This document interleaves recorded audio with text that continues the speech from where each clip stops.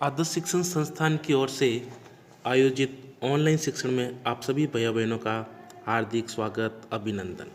आज हम कक्षा सप्तमी का पाठ का त्रिवर्ण ध्वज उस पाठ के अभ्यास प्रश्न हल करेंगे। पहला प्रश्न जो है वो है शुद्ध कथनस्य समक्षम आम अशुद्ध कथनस्य समक्षम न इति लिखत। यानी पहला जो आपको लगता है कि ये सही है उसके आगे आम लिखना। आम का मतलब होता है हाँ और न यानी नहीं। अब क है अस्माकं राष्ट्रस्य ध्वजे त्रय वर्णा सन्ति। यानी हमारे राष्ट्रीय ध्वज में 3 रंग होते हैं।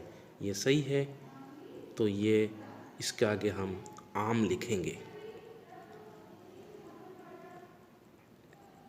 फिर है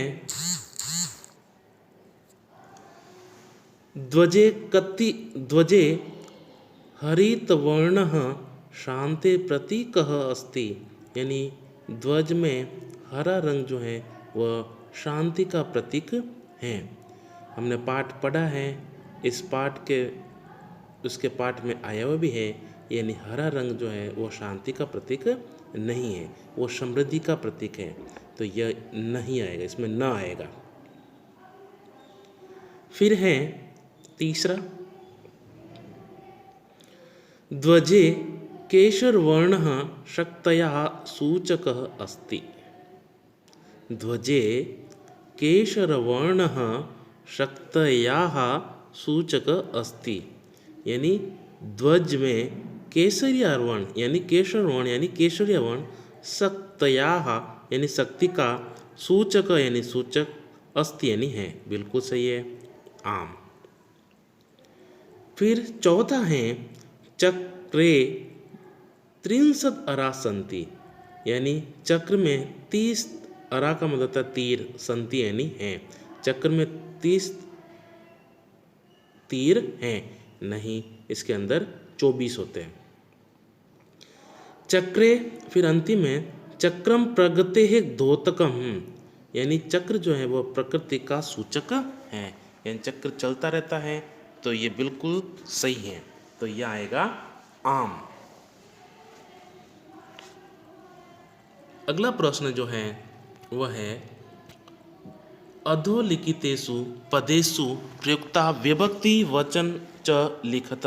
यानी इसमें जो है हमें विभक्ति वचन और ये लिखने हैं। पद जो दे रखे हैं उस पद के अनुसार हमें विभक्ति और वचन लिखने हैं। जैसे उदाहरण दे रखा है त्रयाणाम। त्रयाणाम का मतलब होता है त्रयाणाम, इसमें विभक्ति पूछी गई है, इसमें षष्ठी विभक्ति है और बहुवचन है। फिर दे रखा है समृद्धे। समृद्धे में षष्ठी विभक्ति है और वचन इसमें जो है वह एक वचन है। फिर है वर्णानाम। वर्णानाम में जो है इसमें वर्ण जो है पद जो है वर्ण है, इसमें षष्ठी विभक्ति का बहुवचन है। वर्णानाम में षष्ठी विभक्ति का बहुवचन है। फिर उत्साहस्य में भी षष्ठी विभक्ति का प्रयोग किया गया है और इसमें एक वचन है। फिर है नागरिकेयी। नागरिकेयी में भी तृतीय विभक्ति का प्रयोग किया गया है और इसमें बहुवचन है। फिर है सात्विकतयाः। सात्विकतया में षष्ठी विभक्ति है और एक वचन है। फिर है प्राणाम।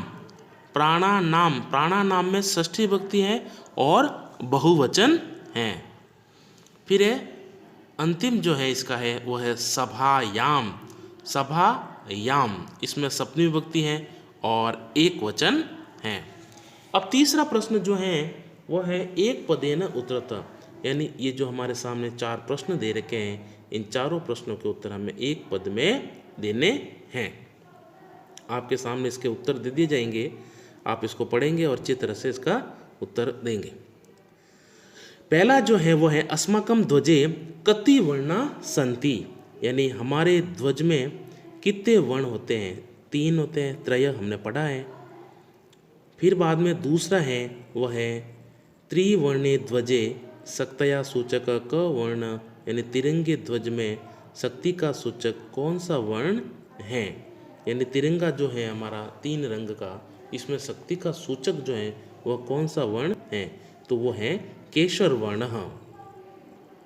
फिर तीसरा जो है वो प्रश्न है, अशोक चक्रम कस्य धोतकम अस्ति, यानी अशोक चक्र जो है वह किसका धोतक है, यानी किसका जो है सूचक है, वो प्रगति और न्याय का है, प्रगति और न्यायस्य। फिर अंतिम जो है वो है त्रिवर्ण ध्वज कस्य प्रतीक, तिरंगा ध्वज जो होता है वह किसका प्रतीक है।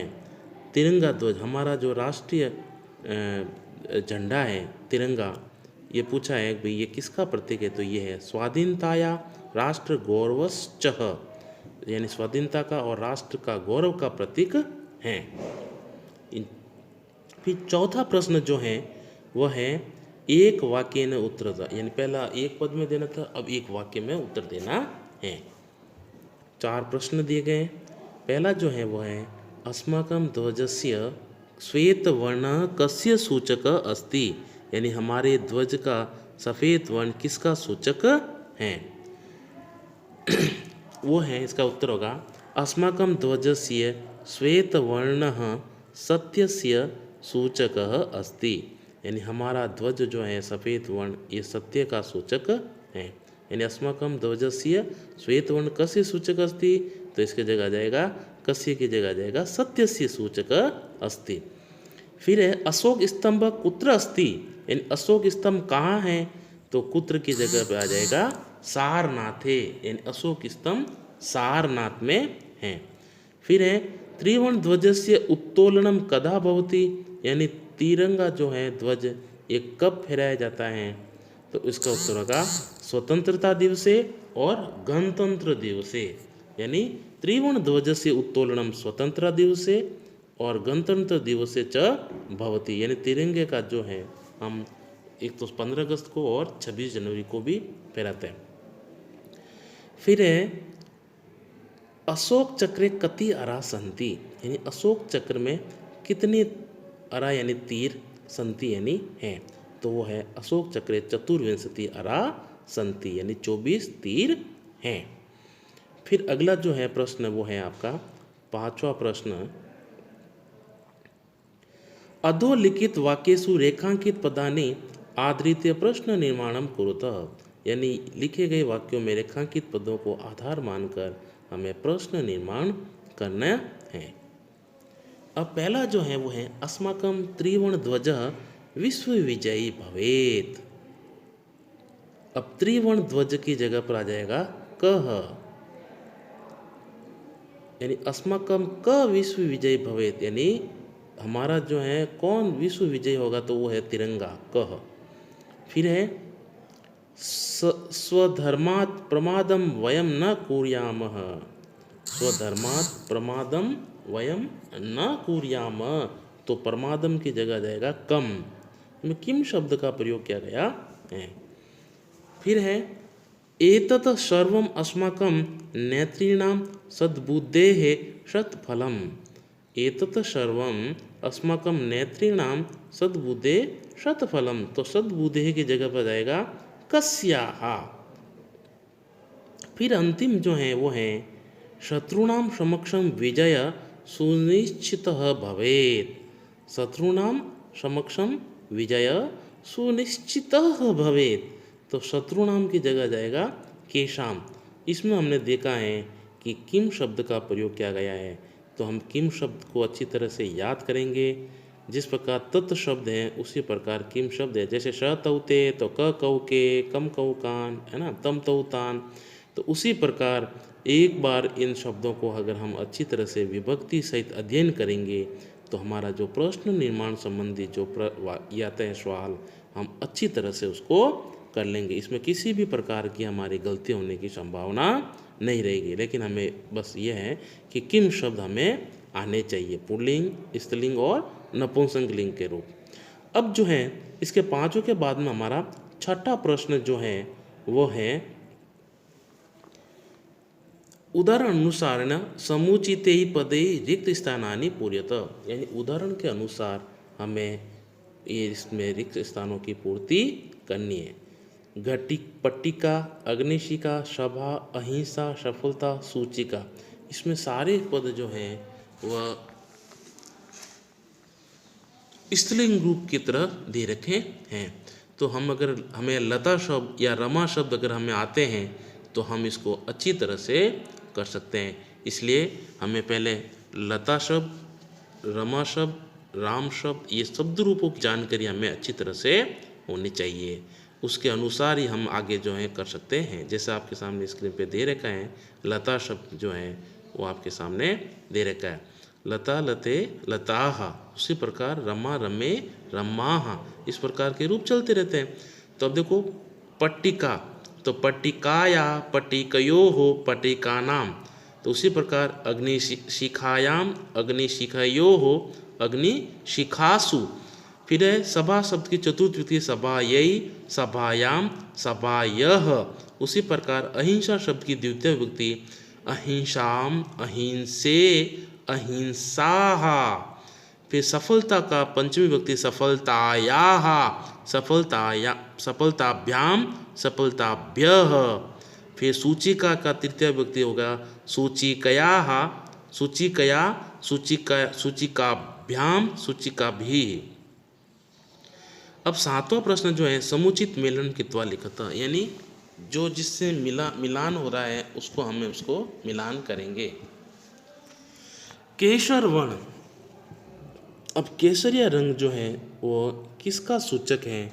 तो ये इसमें कौन सी लाइन में लिखित आएगी? शौर्यस्य त्यागस्य च सूचक, यानी केसरिया रंग शौर्य और त्याग का सूचक है। फिर है हरित वर्ण, यानी हरा रंग, वो है सुषमायाः उर्वरताया च सूचकः। फिर है अशोक चक्र, अशोक चक्र प्रगतेः न्यायस्य च प्रवर्तक, अशोक चक्र जो है वो प्रगति और न्याय का सूचक है। फिर है त्रिवर्ण ध्वजः, यानी तिरंगा ध्वज स्वाधीनताया राष्ट्र गौरवश्च प्रतीकः, स्वाधीनताया और राष्ट्र गौरवश्च प्रतीक। फिर अंतिम है त्रिवर्ण ध्वजस्य स्वीकरणम, यानी तिरंगे ध्वज का स्वीकार हमने कब किया? 22 जुलाई 1947 में। तो 22 जुलाई 1947 तमे वर्षे जातम, इससे इसका अंतिम मिलान करना है। इस प्रकार हमें कॉपी में जो है इसके सही जो है वो उसके सामने लिखने हैं। धन्यवाद।